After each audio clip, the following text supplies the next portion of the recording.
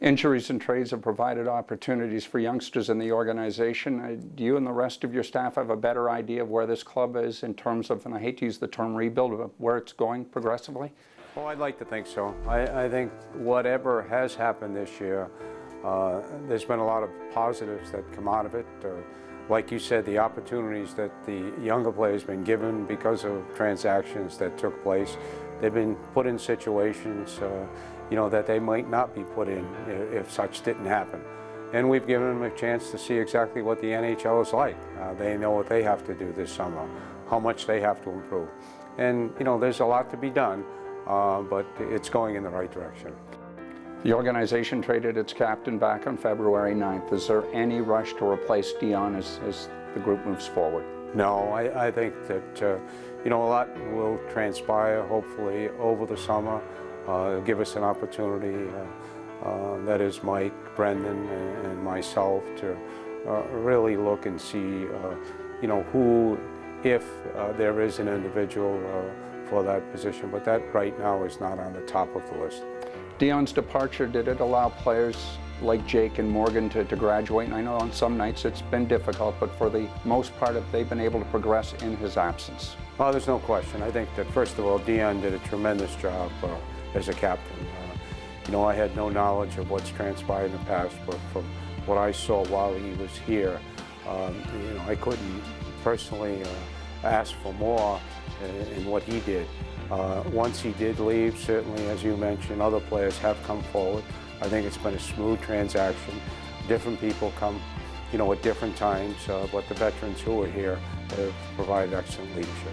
How confident is your scouting system given the success of last year's draft and beyond the first round and what they were able to acquire from rounds 2 and up?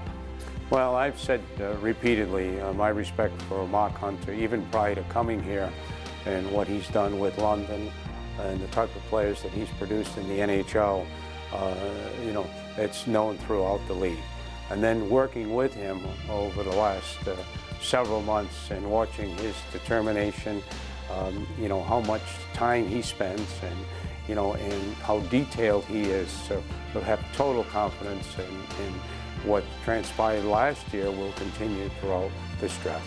Your success and experience with Brendan Shanahan back in New Jersey 30 years ago, will you use any of that as a template with Mitch Marner in the event that young Mitch has a really good camp in September?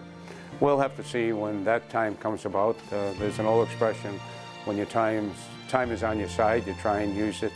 Mitch is going to determine his fate on what he does throughout the summer to put himself in a better position, given an opportunity when September comes, and then a decision we've made. We knew the Marlies were going to be competitive this year. 50-plus wins, however, is that a pleasant surprise for this organization, do you think? Well, I don't know if it's a pleasant surprise because of the talents that we do have, but what I'm really impressed with is the job that Sheldon has done, along with Kyle and the whole staff there, with reference to no matter how many call-ups we've had, no matter how many injuries they've had, and no matter who has gone in the lineup, whether it's an Eastern League player or an ATO signing, it seems that they've never wavered. They've consistently found a way to win. They're a team. They respect each other, and I compliment them. And it's going to be really exciting to watch, and I think that Maple Leaf fans should feel really good about the Marlies. When you look back at the decision to leave Providence College after a couple of decades, what enticed you to go to New Jersey and realize what you had to do and all the heavy lifting that went with it? Very similar to here, I think. Challenge and also people. I think when I went to New Jersey, it was the owner, John McMullen, and then coming here was certainly the individual person was Brendan Shanahan, and certainly Larry Tannenbaum, who I knew for quite a while, being on the executive committee with him, and also Mike Babcock. I think that those individuals were the people that really made it so that it was a decision, as tough as it might have been at that given time, certainly have made it easy today and throughout the whole year. But Brendan was the key person.